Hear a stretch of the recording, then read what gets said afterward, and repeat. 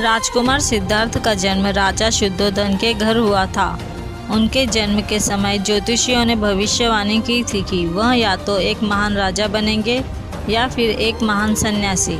राजा शुद्धोधन नहीं चाहते थे कि उनका पुत्र सन्यासी बने, इसलिए उन्होंने सिद्धार्थ को सुख सुविधाओं में पाला। एक दिन सिद्धार्थ ने महल के बाहर जाने का निश्चय किया और वहाँ 4 दृश्य देखे जिन्होंने उनके जीवन की दिशा बदल दी। पहला दृश्य, वृद्ध व्यक्ति।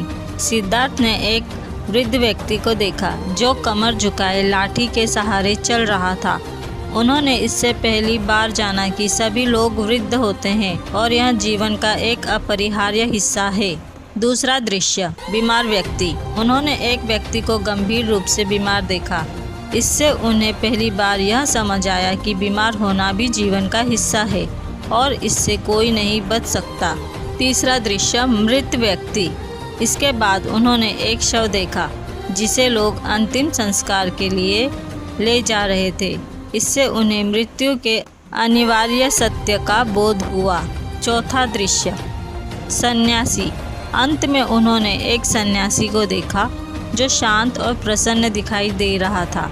उसने अपना सब कुछ त्याग दिया था और ध्यान तथा ज्ञान की खोज में था। इससे सिद्धार्थ को यह एहसास हुआ कि सच्ची शांति सांसारिक सुखों में नहीं बल्कि त्याग और ज्ञान की खोज में है। इन 4 दृश्यों ने सिद्धार्थ के मन को बहुत प्रभावित किया।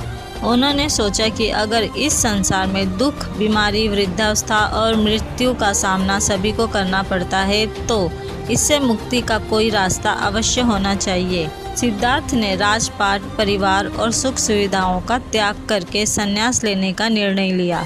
उन्होंने महल छोड़कर सत्य की खोज में निकल पड़े, जो बाद में उन्हें ज्ञान प्राप्ति तक ले गया और वे गौतम बुद्ध के नाम से प्रसिद्ध हुए।